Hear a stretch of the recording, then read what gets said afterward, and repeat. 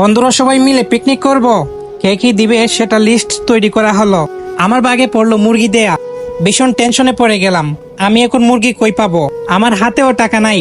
আম্মুকে বললে তো 1 টাকাও দেবে না, বন্ধুদের ফ্রিতে খাবার কথা বললে তো ওরা জায়গায় দিবে না। এরপর মনে পড়লো পাশের বাড়ির আন্টির মুরগির কথা, কিন্তু উনি তো ফ্রিতে দিবে না, একটা মুরগির দাম 1000 টাকা চাইবে। অবশেষে চুরির কথা চিন্তা করলাম, চুরি দিয়ে আঘাত করে আন্টির একটা মুরগির কেল খতম করে ফেললাম। এই মুরগি দিয়ে 4 বন্ধু বেশ ভালো করে বিরিয়ানি খেলাম। পরের দিন নামাজে যাচ্ছিলাম, তখন আন্টি আমায় ডাক দিলেন, এই ইয়াসিন। আমি ঘাবড়ে গেলাম, আন্টি আবার বুঝে গেল নাকি আমি যে মুরগি চুরি করেছি। আমি বয়ে বয়ে বললাম, জি জি আন্টি। তখন তিনি আমাকে যা বলেন সেটা শুনে তো হাসতে হাসতে আমি শেষ। আন্টির কথা শুনে খুশিতে আমি আত্মহারা হয়ে গেলাম।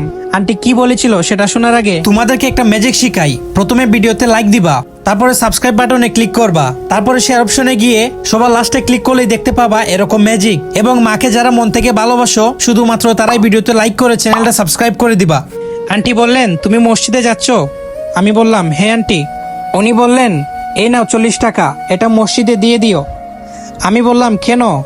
উনি বললেন, কাল আমার একটা মুরগি চুরি হয়েছে। আমি বললাম, জি আচ্ছা আন্টি। খুশি মনে হাঁটতে লাগলাম, হয়তো একই বলে শিয়ালের হাতে মুরগি বাকি দেয়া। কালকে আন্টির মুরগি খাইছি, আজকে এই টাকাটাও খাবো।